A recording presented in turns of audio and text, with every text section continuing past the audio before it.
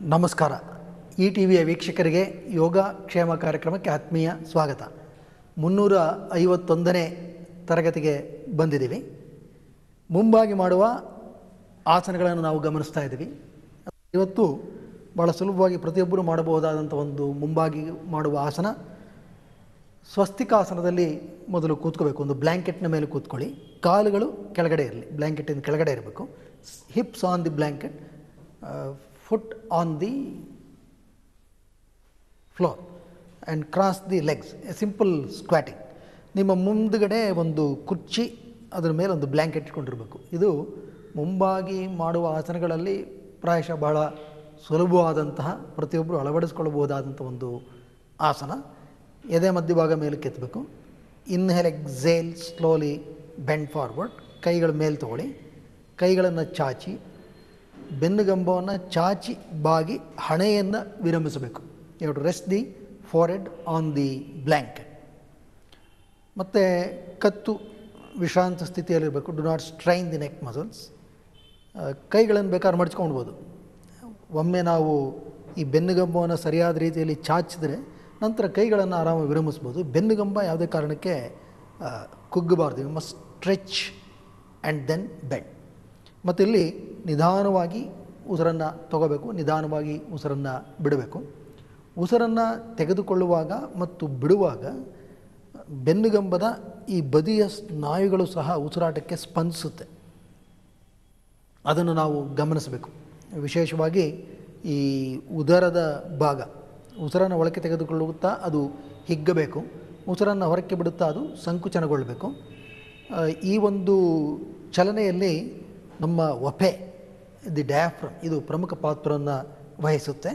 ಮತ್ತು ಹಣೆಯನ್ನು ವಿರಮಿಸಿ ಈ ರೀತಿಯಾಗಿ ನಾವು ಮಾಡುವುದರಿಂದ ನಮ್ಮ ಮನಸ್ಸಿಗೂ ಸಹ ಇದು ಸಾಕಷ್ಟು ವಿಶ್ರಾಂತಿಯನ್ನು ನೀಡುತ್ತೆ. ಇದು ಬಹಳ ಸುಲಭವಾಗಿ ಪ್ರತಿಯೊಬ್ಬರು ಅಳವಡಿಸಿಕೊಳ್ಳಬಹುದಾದಂತಹ ಒಂದು ಆಸನ.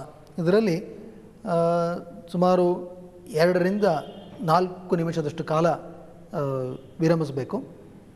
ಇದು ವಿಶೇಷವಾಗಿ ಯಾರಿಗೆ ಒತ್ತಡ ಸಂಬಂಧಿ ತೊಂದರೆಗಳಿರ್ತದೋ, those who are prone to the problems of stress and tension, they find great benefit by doing this posture. ಇದು ನಮ್ಮ ಇಡೀ ನರಮಂಡಲದ ವ್ಯವಸ್ಥೆ ಸಹ ಒಳ್ಳೆಯ ವಿಶ್ರಾಂತಿಯನ್ನು ಪಡೆದುಕೊಳ್ಳೋದಕ್ಕೆ ಅನುವು ಮಾಡಿಕೊಳ್ಳುತ್ತೆ. ಇಲ್ಲಿ ಈ ಒಂದು ಪೋಸ್ಚರ್, ಈ ಭಂಗಿ ಜೊತೆಗೆ ಅದಕ್ಕೆ ಉಸಿರಾಟ, ಇವುಗಳನ್ನು ಸಮಗ್ರವಾಗಿ ಗಮನಿಸಿ ಮಾಡಬೇಕು. ಅದರಿಗೆ ಮನಸ್ಸನ್ನು ತೊಡಗಿಸ್ಕೊಂಡು ನಾವು ಈ ಆಸನವನ್ನು ಅಭ್ಯಾಸ ಮಾಡಿದ್ರೆ ಅದು ನಮಗೆ ಒಳ್ಳೆಯ ಉಪಯುಕ್ತತೆಯನ್ನು ತಂದುಕೊಡುತ್ತೆ. ಈಗ ನಿಧಾನವಾಗಿ ಮೇಲೆ ಕೇಳಿ.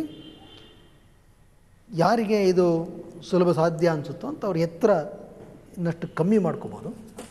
ಅದಕ್ಕೆ ಈ ಥರ ದಿಂಬನ್ನು ಉಪಯೋಗಿಸ್ಕೋಬೋದು. 1 ಅಥವಾ 2 ದಿಂಬು ಇಟ್ಕೊಳ್ಳಿ. ಆರಂಭಿಕ ಹಂತದಲ್ಲಿ 2 ದಿಂಬು, ಗುಂಡನೆ ದಿಂಬು ಅಥವಾ ಚಪ್ಪಟೆ ದಿಂಬು, ತಮಗೆ ಏನು ಸೌಲಭ್ಯ ಇದೆಯೋ ಅದನ್ನು ಉಪಯೋಗಿಸ್ಕೊಳ್ಳಿ. ಈಗ ಮತ್ತೊಮ್ಮೆ ಮಾಡಿ ನಿಧಾನವಾಗಿ ಬೆನ್ನುಗಂಬವನ್ನು ಚಾಚಿ ಮುಂದಕ್ಕೆ ಬಾಗಿ ಹಣೆಯನ್ನು ವಿರಮಿಸಬೇಕು. ಇದು ಬಹಳ ಮುಖ್ಯ. ಕತ್ತಿನ ಭಾಗಕ್ಕೆ ಯಾವುದೇ ವಿಧವಾದಂತಹ ಶ್ರಮ ಉಂಟಾಗಬಾರ್ದು. ಮತ್ತು ಏಕಾಏಕಿ ತುಂಬ ಮುಂದಕ್ಕೆ ಬಗ್ಬಿಟ್ರೆ ಬೆನ್ನುಗಂಬ ಅದು ಮಡ್ಚ್ಕೊಂಡ್ಬಿಡುತ್ತೆ. ಅಭ್ಯಾಸ ಇಲ್ಲದೆ ನಾವು ಈ ಎತ್ತರವನ್ನು ಬಹಳ ಕಮ್ಮಿ ಮಾಡ್ಕೊಂಡ್ಬಿಟ್ರೆ ಬೆನ್ನುಗಂಬ ಮತ್ತು ಉದರದ ಭಾಗದ ಮೇಲೆ ಒತ್ತಡ ಬರುತ್ತೆ. ಬೆನ್ನುಗಂಬ ನಾವು ಸರಿಯಾಗಿ ಚಾಚದೇ ಇದ್ದರೆ ಉದರದ ಭಾಗ ಮಡ್ಚ್ಕೊಂಡ್ಬಿಡುತ್ತೆ. ಉದರದ ಭಾಗ ಮಡ್ಚ್ಕೊಂತು ಅಂತ ಹೇಳಿದ್ರೆ ಆ ಒಪೆಯ ಚಲನೆ ಅದು ಸುಸೂತ್ರವಾಗಿ ನಡೆಯೋದಿಲ್ಲ. ಯಾವಾಗ ಒಪೆಯ ಚಲನೆ ಸರಿಯಾಗಿ ನಡೆಯೋದಿಲ್ವೋ ಆಗ ಉಸಿರಾಟ ಸಹ ಬಹಳ ಸರಾಗವಾಗಿ ಇರೋದಿಲ್ಲ. ಆ ಕಾರಣದಿಂದಾಗಿ ಉಸಿರಾಟದಲ್ಲಿ ಏರುಪೇರಾಗುತ್ತೆ. ಉಸಿರಾಟದಲ್ಲಿ ಸ್ವಲ್ಪ ಏರುಪೇರಾಗಿ ಅದರಲ್ಲಿ ಸ್ವಲ್ಪ ಒತ್ತಡ ಬಂತು ಅಂತ ಹೇಳಿದ್ರೆ ಮನಸ್ಸು ವಿರಮಿಸೋದಕ್ಕೆ ಸಾಧ್ಯ ಆಗೋದಿಲ್ಲ. ಈ ದೃಷ್ಟಿಯಿಂದ ನಾವು ಈ ಎತ್ತರವನ್ನು ಸರಿಯಾದ ರೀತಿಯಲ್ಲಿ ಹೊಂದಿಸ್ಕೊಳ್ತಕ್ಕಂಥದ್ದು ಅತಿ ಅಗತ್ಯ. ಇಲ್ಲಿ ನಿಧಾನವಾಗಿ ಉಸಿರು ತಗೊಳ್ಳಿ, ನಿಧಾನವಾಗಿ ಉಸಿರು ಬಿಡಿ. Breathe well, breathe consciously. ಮತ್ತು ಪ್ರತಿ ಉಸಿರಾಟದಲ್ಲಿ ನಮ್ಮ ಈ ಇಡೀ ಈ ಸ್ನಾಯು ವ್ಯವಸ್ಥೆ, ಉದರದ ಭಾಗ, ಎದೆಯ ಭಾಗ, ಇಲ್ಲಿ ಉಂಟಾಗತಕ್ಕಂತಹ ಸ್ಪಂದನವನ್ನು ನಾವು ಗಮನಿಸಬೇಕು. We must sensitise all these paraspinal muscles, the abdominal and the chest cavity. how they respond to the breathing. ಇದನ್ನು ನಾವು ತದೇಕ ಚಿತ್ತದಿಂದ ಗಮನಿಸ್ತಾ ಈ ಆಸನದಲ್ಲಿ ಸುಮಾರು 2-4 ನಿಮಿಷದಷ್ಟು ಕಾಲ ವಿರಮಿಸಬೇಕು.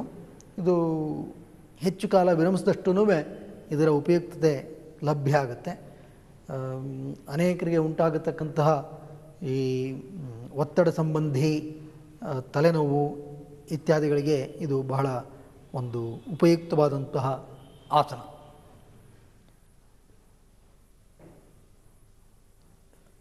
ಈ ಆಸನಗಳಲ್ಲಿ ವಿಶೇಷವಾಗಿ ನಾವು ಮುಂದಕ್ಕೆ ಬಾಗಿದಾಗ ಈ ಬೆನ್ನುಗಂಬದ ಭಾಗ ಈ ಕಡೆ ಗಮನ ಹರಿಸ್ತಾ ಇರಬೇಕು. ಆ ಗಮನ ನಾವು